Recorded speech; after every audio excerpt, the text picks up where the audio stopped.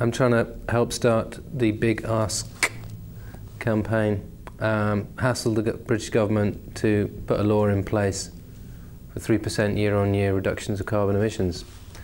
That's what I'm here for. We need to have the government put the climate change bill in place because the issue cannot really be addressed on a voluntary basis. You know, it's fine and dandy that everybody becomes aware of the consequences of their actions, and you know, we all become aware of how much carbon we're using and so on. But ultimately, we need to have a structure. Everybody knows where they stand. Everybody knows what we're trying to do at the same time.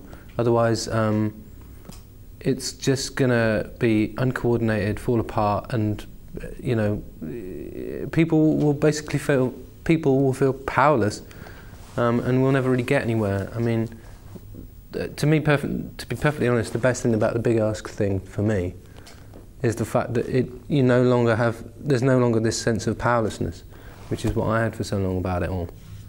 You know, government is the only place where you can actually sort of say, this is what's going to happen, everybody's going to have to deal with it, we're going to get on with it. But it's not so dramatic, you know, because it's a 3% thing, because it's a gradual thing. Everyone has time to get used to it, get their heads around it, and get on with it. It's 3% carbon reductions year on year, so that hopefully we get to the 60% carbon emissions reductions by 2050. And it's kind of the only rational way to go about reducing the emissions, because if we just leave it for 10 years, and we're just going to have to do sudden, dramatic things which are going to cause massive upheaval, you know, and it may well be too late by then. So we really need to start getting our heads around this now. Friends of the Earth, you're pretty effective at getting bills through without the government realising. What's quite interesting about this is that there's already cross-party support. You know, it's not like any sane MP on this side of the sea is saying that climate change is not real. So there is support there, but what everybody has to remember, especially Friends of the Earth activists and people like that, is, as usual, the government is surrounded by very, very active lobby groups who want this problem to basically go away. And to offset that, the Big Ask campaign is really about just reminding the MPs that their first duty is to protect us, and protect us from, you know, global emergency. Basically, you log on to thebigask.com, find out who your MP is, nice and simple, and ask him what he's up to, ask him what he's doing.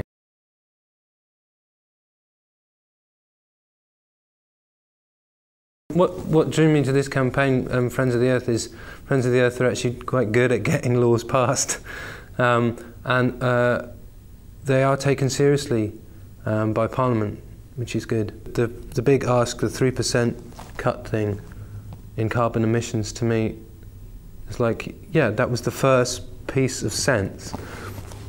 Look, I'd read about the whole thing for ages. And when we were making the Kid A record, we discovered all these statistics on the Worldwide Institute website about global warming. And, you know, it was being talked about a little at that stage, but it was all in dispute. I've been following it since then, and, you know, it's all basically sort of got more and more and more solid. And then when I think I finally, you know, Friends of the Earth were talking about this campaign to me, but what finally nailed it for me was just hearing one too many people in the media being put up disputing climate change, saying, well, the science isn't proven, la la la la. That to me is just the ultimate evil thing to do. You know, everybody knows it's happening, and where these people get off, man. Because, you know, this jeopardizes everybody's future, all our children's future. And for these people to be given airtime to, you know, trawl out their bogus science when the vast majority of the science community is in agreement is, you know, the reason I'm here today is offset these people.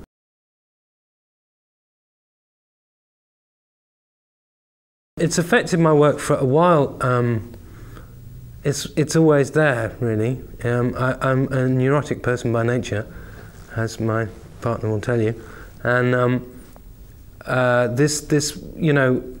was a lot of talk. There's been a lot of debate about the science of climate change over the past few months and last year and so on, and it affected me a great deal. Having children, it affects you a great deal. You can choose to ignore it and expect the problem to go away, and most people don't have time to think about it. I have too much time in my hands, so I have too much time to think about it. So it does affect me in every way. I don't know whether it affects the music as such, but it's definitely resulted in me having a period of where I couldn't really work for a while. So to actually get involved in this, personally speaking, was good. It's good to sort of get involved in something that's actually really positive and constructive, rather than falling into the trap of thinking there's nothing you can do. That's it, Well, my son really loves wildlife and draws polar bears, and every time he draws a polar bear, I want to tell him that they probably won't be there by the time he's my age. And that's kind of hard to deal with. Has living near the Didcot power station affected my thinking about this? Well, I have to say, yeah, it does. I have to drive past it every day. It's definitely not one of our most efficient power stations, is it? I mean, even if they just knocked it down and replaced it with an efficient, modern coal-fired power station, that would be helpful. Better than nothing. And there's lots of them around the country. I mean, there's a lot of power stations that should have been decommissioned 10 years ago and updated and haven't been. Even before the government chooses to do anything, they should decommission places like Didcot.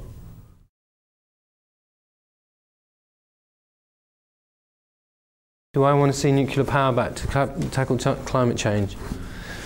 No. I actually don't think it's going to happen, because despite the fact that there's an awful lot of serious briefing going on, pretending that the government is looking seriously at this issue, the reality of it is they have no idea where they're going to get the money from.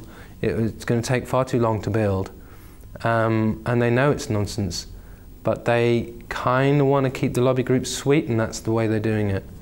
The money will not be forthcoming, and if it was to be forthcoming, we would end up having to underwrite the waste disposal, which I think if the British people were informed of that, would pretty much wipe out that issue in one go. I think basically there's a lot of talk going on because this is the last ditch attempt of the nuclear industry. If they don't nail this now, they're screwed permanently, and they know it. So they're trying everything in the book. I mean, it's in their interest. What Friends of the Earth people who go out and they're trying to do this big ask campaign, what they have to remember is it's in the interest of the nuclear lobby to make it look like a very simple choice between nuclear power and wind farms, and it's utter nonsense. Every time you hear that on the radio, every time you read it in the newspapers, just remember this is the last ditch attempt by a dying industry to save itself.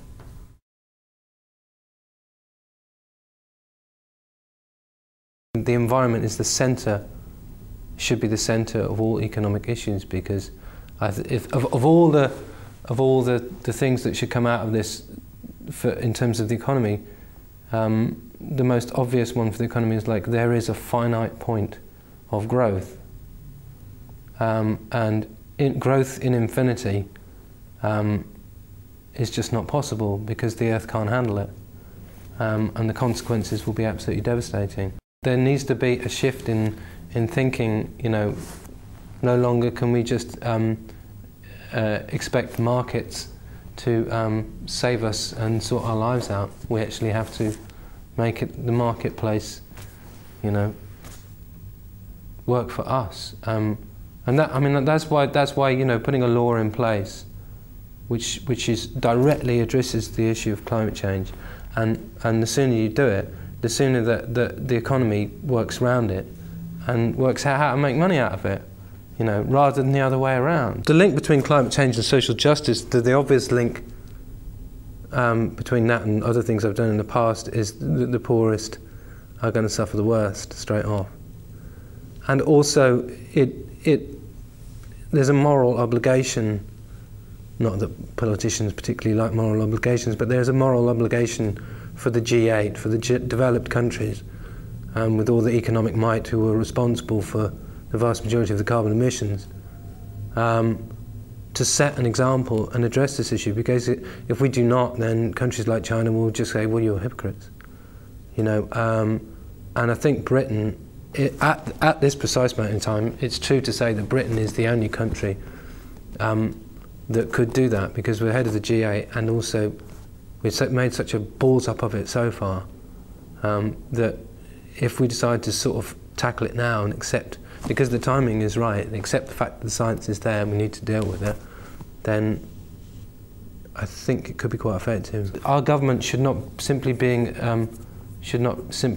administering the will of powerful lobby groups. It should be looking to protect us from you know, events that could destroy everything we understand. That's what their job is, isn't it? I mean, I thought it was. Think locally, act globally. Yeah. There you go. Kind of makes sense now.